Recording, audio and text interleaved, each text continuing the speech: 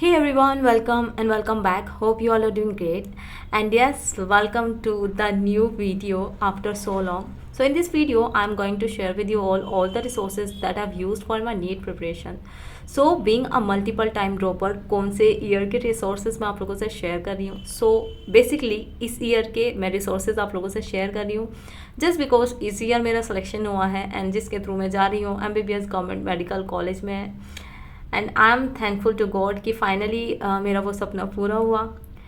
But मैं आप लोगों से एक बात बोलना चाहती हूँ कि मेरे ना रिसोर्सेज जो भी ईयर के हैं ना वो ज़्यादा मतलब डेविएटेड नहीं है. मतलब सिमिलर टाइप के मैंने रिसोर्सेज शेयर किए थे, ज़्यादा वेरिएशंस नहीं थी.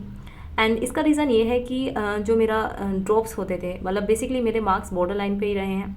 एंड वो भी मैं स्कोर आप लोगों से अपना शेयर करूँगी स्कोर कार्ड के थ्रू, क्योंकि मुझे लगता है कि आप लोगों को बिलीव नहीं होगा. एंड उसके भी काफ़ी रीज़न्स हैं क्यों इतना अच्छा स्कोर के बाद भी सिलेक्शन नहीं होता था. और मेरे रिसोर्सेज ज़्यादा वेरी इसलिए नहीं करे क्योंकि मुझे लगता है नॉलेज की वजह से नहीं मेरा सिलेक्शन मेरी अदर रीज़न्स की वजह से नहीं होता था, जो मैं आप लोगों से डेफिनेटली शेयर करूँगी. क्या रीज़न्स थी एंड क्या सिचुएशंस थी जो ऐसा होता था कि पूरे ईयर इतने अच्छे से प्रिपरेशन के बाद, इतना अच्छा स्कोर लाने के बाद टेस्ट में फाइनली वो सब हो जाता था. सो ये सारी मैं अदर वीडियो में आप लोगों से शेयर करूँगी. एंड आई फील कि आप लोग बहुत ज़्यादा क्यूरियस हैं ये जानने के लिए कि मेरा कौन सा ड्रॉप था, तो डेफिनेटली वो भी सारी वीडियोस आएंगी. एंड मैं वेट कर रही थी OMR का, सो दैट मैं बिल्कुल श्योर हो जाऊँ, क्योंकि होता है ना कि बार बार आप फेलियर के थ्रू गुजर रहे हैं तो यकीन नहीं होता चीज़ों से. तो मैंने सोचा था कि भाई एक बार OMR आ जाएगी, देन उसके बाद ही हम वीडियो अपलोड करेंगे एंड आप लोगों से शेयर करेंगे. So here I am in front of you and thank you guys. आप लोगों ने भी बहुत ज़्यादा प्रेयर की मेरे लिए, थैंक यू सो मच. सो बाकी सारी वीडियो के लिए, अपडेट रहने के लिए stay connected and also do subscribe my channel. And जल्द ही आपको इस चैनल पे मेरी मेडिको जर्नी भी देखने को मिलेगी.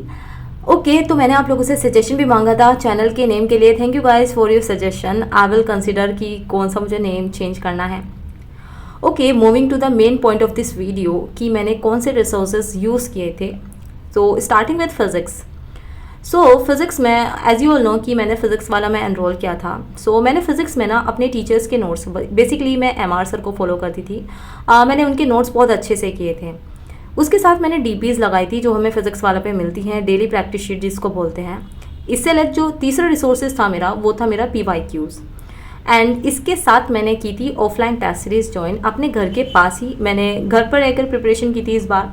सो मैंने वहीं पर टेस्ट सीरीज़ ज्वाइन की थी, तो मैंने वो टेस्ट को बहुत ज़्यादा प्रेफरेंस दी थी. एंड इसके साथ एक अच्छी बात ये थी कि जहाँ पे मैंने ये ऑफलाइन टेस्ट सीरीज़ ज्वाइन की थी ना, उन सर ने भी मुझे अपने नोट्स प्रोवाइड किए थे. सो मैंने उनके भी नोट्स किए थे. इससे अलग मैंने कोई रिसोर्सेज नहीं यूज़ किए थे. मैं एक बार आप लोगों से बता देती हूँ.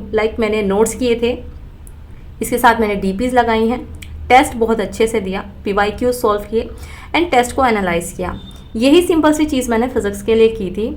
इससे अलग मैंने कोई बड़ी बड़ी भारी भारी बुक्स नहीं की. आप बोल सकते हैं DC पांडे, SC वर्मा, मैंने कुछ नहीं किया. एंड सबसे अच्छी बात, मैंने अपने टीचर्स पे ट्रस्ट किया. And I M scoring 157 marks in physics. अच्छा, मैंने फिज़िक्स का स्कोर आप लोगों से बता दिया. बाकी मैं चाहती हूँ कि अभी आप लोगों को मैं पूरा स्कोर ना बताऊँ, थोड़ा सस्पेंस क्रिएट करने के लिए. बट मैंने फिज़िक्स का इसलिए बताया कि आप सोच सकते हैं कि भाई इतनी सी चीज़ों से कैसे अच्छा स्कोर आ सकता है. तो देखो मेरा तो स्कोर आया है.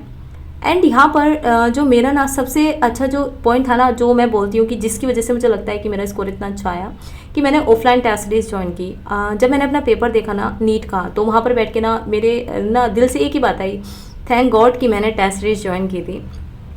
अच्छा, मैं ये नहीं बोल रही कि मुझे MR सर के नोट से बेनिफिट नहीं मिला या फिर बाकी चीज़ से नहीं. जो चीज़ मैंने की ना, मेरा उससे बेनिफिट मिला. सो मैं आप लोगों को भी यही सजेस्ट करूँगी, आप जिस भी कोचिंग में है ना, उस कोचिंग के टीचर पे ट्रस्ट करो, उसके नोट्स को अच्छे से करना, PYQs बिल्कुल भी स्किप मत करना, उसके साथ उनका मॉड्यूल्स करना एंड टेस्ट. ये सबसे इंपॉर्टेंट पॉइंट होता है कि आप टेस्ट स्किप करते हैं. टेस्ट को बहुत अच्छे से देना एंड देखना आपका स्कोर बहुत अच्छा आएगा. सो ये मेरे रिसोर्सेज थे फिज़िक्स के लिए. आई होप मैंने क्लियर कर दिया है कि मैंने कौन से रिसोर्सेज यूज़ किए थे अपने फिज़िक्स के लिए. सो आप NCERT बेस्ड क्वेश्चन प्रैक्टिस करने के लिए मेमोनीट ऐप को भी यूज़ कर सकते हैं. मैंने लास्ट ईयर बायोलॉजी के लिए अपने यूज़ किया था मेमोनीट ऐप. यहाँ पर आपको लाइन टू लाइन NCERT से फ्रेम हुए क्वेश्चंस मिल जाएंगे. रिवीजन की बहुत अच्छी टेक्निक है. अगर आपने कोई क्वेश्चन गलत कर दिया तो वो जब तक रिपीट होगा जब तक आप उसको सही ना कर दें. MCQs बेस्ड क्वेश्चंस भी हैं, जंबल वर्ड्स हैं, ड्रैग एंड ड्रॉप्स क्वेश्चंस हैं, फ्लैश कार्ड है, फॉर्मूला रिवीजन सेक्शन है। बेसिकली हमें फॉर्मूला याद नहीं होते, चाहे वो केमिस्ट्री की बात करें, फिजिक्स की बात करें। एंड अब तो पेपर बहुत ज़्यादा फॉर्मूला बेस्ड आ रहा है, स्पेशली फिजिक्स में। असर्शन रीजन टाइप क्वेश्चन हैं जो इस बार हमारी बायोलॉजी में भी काफ़ी ज़्यादा थे। फिजिकल केमिस्ट्री में भी आपको फॉर्मूला मिल जाएंगे। ऑर्गेनिक की नेम रिएक्शंस हैं, वहाँ से इसीलिए आप अपनी नेम रिएक्शंस कर सकते हैं। एंड वीडियो लेक्चर है, जैसे कि अगर आपको कोई पर्टिकुलर पॉइंट देखना है, लाइक एक टॉपिक है जो आपका वीक है, तो आप वो जाकर देख सकते हैं रादर देन पूरा चैप्टर देखने के। उससे आपका टाइम भी सेव होगा। कंसेप्ट बिल्डिंग क्वेश्चंस भी हैं, PYQs भी हैं एंड इनकी टेस्ट सीरीज भी है काफ़ी अच्छी। सो न्यू अपडेट है आपकी podcast, memes, crossword, puzzles in biology section. So जो भी हमारे डिटेल्स हैं वो सारी मैं आपको डिस्क्रिप्शन बॉक्स में दे दूंगी। एंड इस ईयर नीट में फिजिक्स, केमिस्ट्री, बायोलॉजी में मेमो नीट से कितने क्वेश्चंस आए उसका भी प्रूफ मैं आपको डिस्क्रिप्शन बॉक्स में प्रोवाइड कर दूंगी।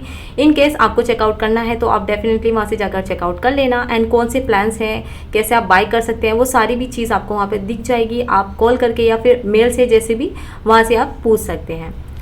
Now moving to next part, वो है हमारी बायोलॉजी, जिसके लिए मोस्ट ऑफ द स्टूडेंट बता ही देते हैं, बट फिर भी मैं अपना बता देती हूँ कि बायोलॉजी में मैंने अपनी NCERT को ही प्रेफरेंस दी थी।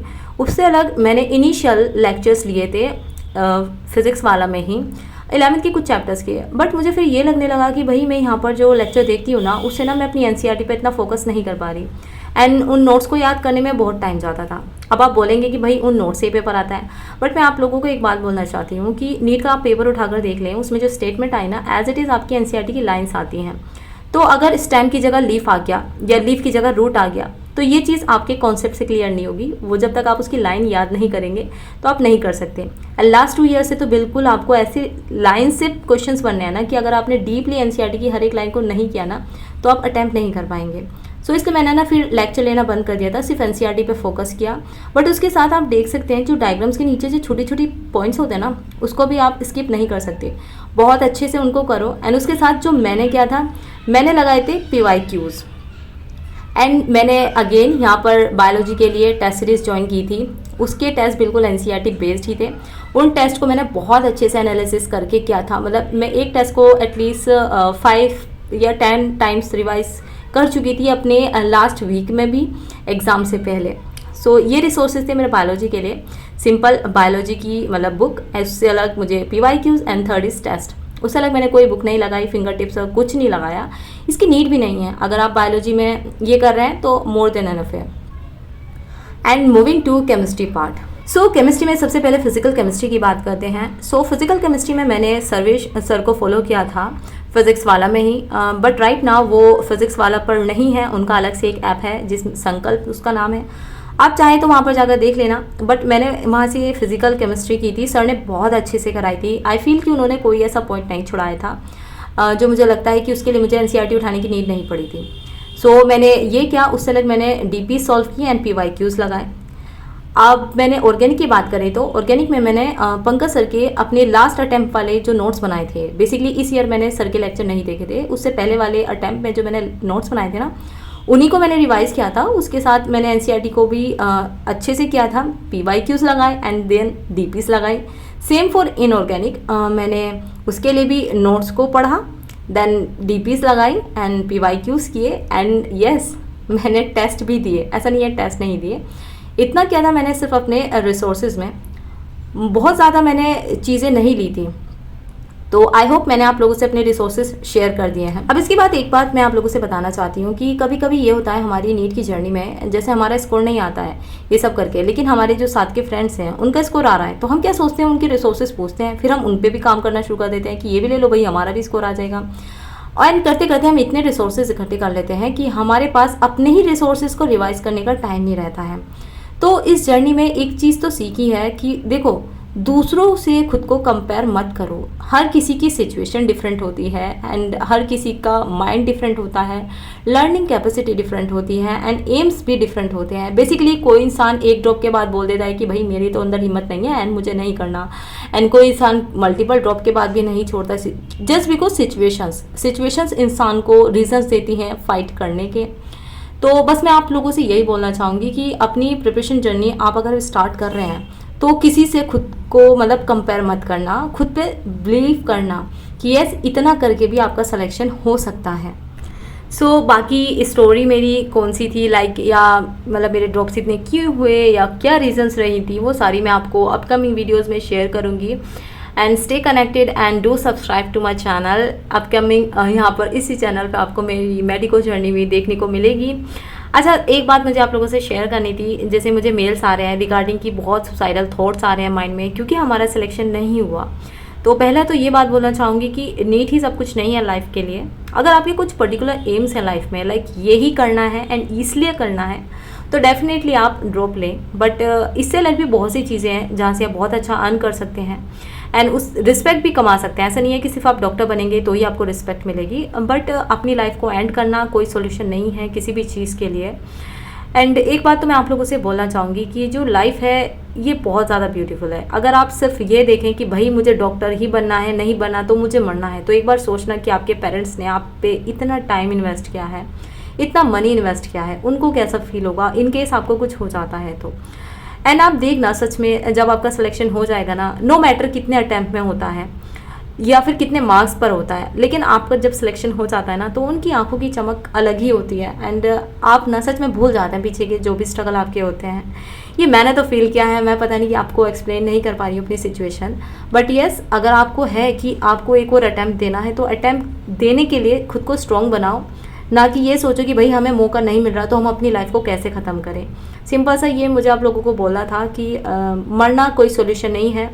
आप सोल्यूशन ढूंढो कि आप कैसे दोबारा से प्रिपरेशन कर सकते हैं। आपको फैमिली सपोर्ट नहीं मिल रही तो उनको समझाओ, नहीं समझ पा रहे तो भाई पार्शियल ड्रॉप ले लो। अगर आपको लगता है कि नहीं आपको फाइनेंशियल इश्यूज़ हैं तो भाई आप 12th पास आउट हो, ट्यूशन पढ़ा लो। फिज़िक्स वाला मतलब आप बैच परचेज़ कर सकते हैं, इतना महंगा नहीं है। वहाँ से पढ़ के मेरा भी सिलेक्शन हुआ है, बहुत बच्चों का बहुत अच्छे नंबर से भी सिलेक्शन हुआ है। तो ऐसा नहीं है कि आप बॉडी कोचिंग में जाओगे तो ही आपका सिलेक्शन होगा। सिचुएशंस का सॉल्यूशन ढूंढना आपके हाथ में है। किसी और को अपनी सिचुएशन बताकर आप सॉल्यूशन की एक्सपेक्टेशन नहीं कर सकते कि वो आपकी आकर सिचुएशन सॉल्व करेगा। नो, ये आप खुद ही सॉल्व कर सकते हैं। बस हम क्या कर सकते हैं, थोड़ी देर के लिए आपको मोटिवेट कर देंगे या ये बता देंगे कि भाई हमने कैसे ओवरकम किया, आप ऐसे ओवरकम कर लो। बाकी सब आपके हाथ में है। सो मिलते हैं आपसे नेक्स्ट वीडियो में। Till then bye everyone and have a great day.